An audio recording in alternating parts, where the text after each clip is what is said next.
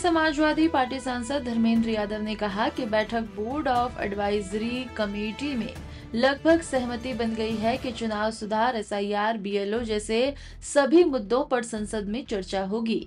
ये चर्चा अगले हफ्ते में होगी और लगभग 10 घंटे तक चलेगी। धर्मेंद्र यादव ने कहा कि अगर सरकार पिछले मानसून सत्र में ही इस चर्चा के लिए तैयार हो जाती तो पूरा सत्र बर्बाद नहीं होता।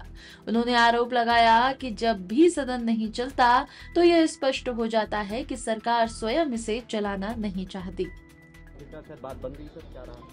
हाँ, आज बीएससी की बैठक में और सर्वदलीय बैठक जो हुई है उस बैठक में लगभग सहमति बन गई है और इस बात पर चर्चा होगी कि चुनाव के सुधार से लेके जो समस्याएं चल रही हैं, एसआईआर से लेके बीएलओ की जो समय से लेके तमाम जो समस्याएं हैं उस पर व्यापक चर्चा का एक फैसला हुआ है सदन में।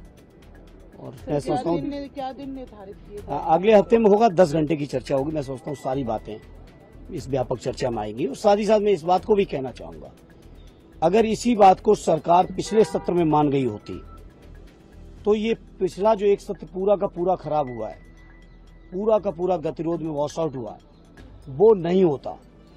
और आज फिर मैं इस मौके पर एक बात रिपीट करूंगा कि जब जब सदन नहीं चलता है तो ये मान के चलिए कि सरकार खुद नहीं चलाना चाहती है।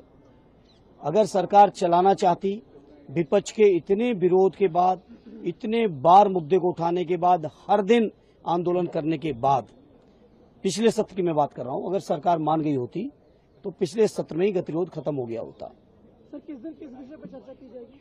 अब देखिए वो आएगा नोटिस। हालांकि ये मुझे और पूरे सारे लीडर्स को आश्वस्त किया गया, अगले हफ्ते में चर्चाएं आएंगी। वंदे मातरम पर भी चर्चा होगी और इलेक्शन रिफॉर्म पर भी चर्चा होगी। तब तक जो आप लोगों का प्रोटेस्ट